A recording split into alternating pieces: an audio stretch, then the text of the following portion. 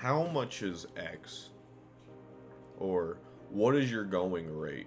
This is a question that every designer has had to ask themselves and had clients ask multiple times. And today, we're going to talk about the breakdown on how you should price your designs. Now, generally speaking, we can break this down into three categories. Number one, what are you delivering? Number two, what is your experience level? And number three is going to be, are they a returning customer? And then at the end, I'm going to make a couple side notes about each one of these. So hi everyone, for y'all that don't know me, my name is Zaviorjolly. I'm a graphic designer and I've been a freelance designer for the last 5 years or so. And in that time, I've helped around 180 clients or so. There's probably more that I'm forgetting about, but that ranges from any scale of project. So I feel like I'm comfortable talking about this topic. So let's go ahead and hop into point number one. So number one is, what services are you providing? This seems like a no-brainer, but obviously a logo itself is going to charge less than an entire brand breakdown for somebody. The same kind of goes with every other field of design. But generally speaking, you should value your time with these things. It shouldn't just be what you're delivering. How much time is it going to take? And I would say always overestimate.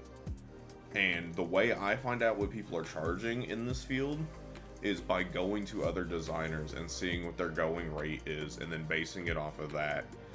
Because you can do one of two with that. You can either be in the majority and charge around what they charge, or you can be in the minority, which is either slightly less or slightly more. Either way, it's not a bad thing to change your prices, but that's one way to do it with what you're delivering. So point number two is your level and quality of work as well as your experience. This seems like something that would be relevant in a different context and not exactly for your pricing, but I think it's safe to say if you're your first year of design, you're not going to be charging the same rate as somebody who's 20 years into the business. So think about it like that. Now, this isn't to say you can't charge more than people around your skill level for designs, and you probably should if you're in the 1 to 2 year range of design.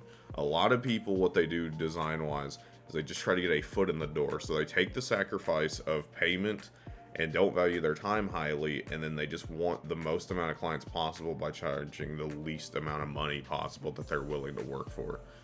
This works, but it would kind of flow more into point three, so we're going to come back to that in about a minute. But when it comes to pricing your designs, one thing you do have to understand is if you aren't comfortable in the field that you're doing the work for, you're probably not going to charge as much as someone whose main job is to do that factor. And point number three, which I feel like is the most important point that I can talk about, is, are they a returning customer? And if you don't know why that's important, I'm not going to be rude, but I'm going to assume that you've had very little client experience, which is fine. A lot of people in the design world, especially freelance, only about the top 10% of people get consistent returning clients. But if you hear any of them talk, they will say over 50% of their client work is the same clients coming back to them. Because a lot of clients are willing to pay the extra money for you to do the work instead of paying even more money to try to find a new version of you. Now, how do you get a returning client is a question that a lot of designers ask. And here's my general take on it, because I've had some returning clients. You generally, when you offer a service to them, complete the job as you would any other client. And about 2 to 3 months down the road, message them saying that you offer a new service if you do. So for me, I went from just doing logo design to doing logo and animation. So the people I reached out to wanted their logo animated. It was convenient for me. I needed experience in animation, and I already had their experience as a designer for them. So I was able to offer them a slight discount that I normally would charge people, and then I was able to do the design for them. So it kind of is one of those where you need to try and pick out, are they a returning customer? And why is that also important?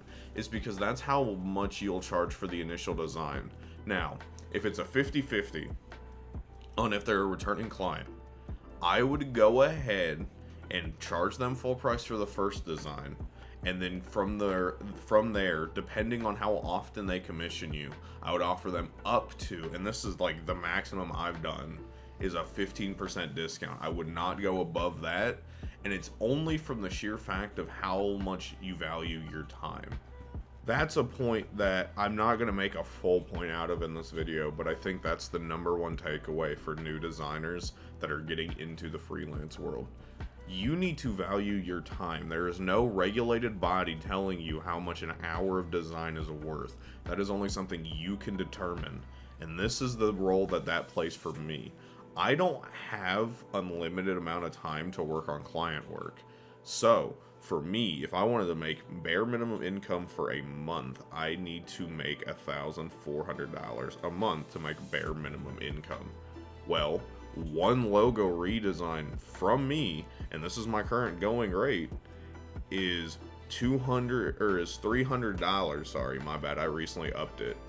But an entire brand breakdown is $600, so it's double that. So for me, all I have to do is 2 brand breakdowns and a logo design, which takes me probably total about 17 days, and I can make the bare minimum. Now, freelance is a side project for me. This isn't my main source of income. This isn't I work a normal job. But because I've done it for so long, I've learned how to value my time. So that is one of the most important points. If you're going to take anything from this video, value your time more than the design itself. But don't charge hourly. Definitely charge per project. It'll just be simpler in the long run. And that's going to be it for this video. Now, we're going to try out this angle for ending the video this time. Once again, I wanted to make a series or make a video like this to talk about this, because this is something a lot of designers have questions about. If you enjoyed it, don't be scared to like, subscribe, and leave a comment letting me know what you think. And if I'm wrong about any of these points, don't be scared to talk to me about it, because honestly, everybody's different, but this is from my personal experience. This is something that I've gone through, so I'm kind of going off of like a personal basis. So I'm going to be a little biased, but I think it generally applies across the board. Also, let me know what the best tip I gave today was. A lot of people are probably going to say value your time, but we'll gonna send that later. Let me know what we think of the haircut. I got it. Well, when you're seeing this, I got it like a week ago, but when I actually am recording this, it was 6 hours. Well, not 6 hours ago. It was 16 hours ago. And with all that being said and done, if you want to commission me, my email is zaviorjollydesign@gmail.com.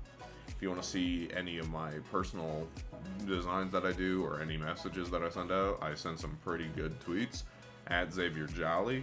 If you want to see any of the TikToks, like the YouTube shorts on this channel, it's at zaviorj. All these will be linked in the description. And with all that being said and done, I will talk to you on the next one. Peace.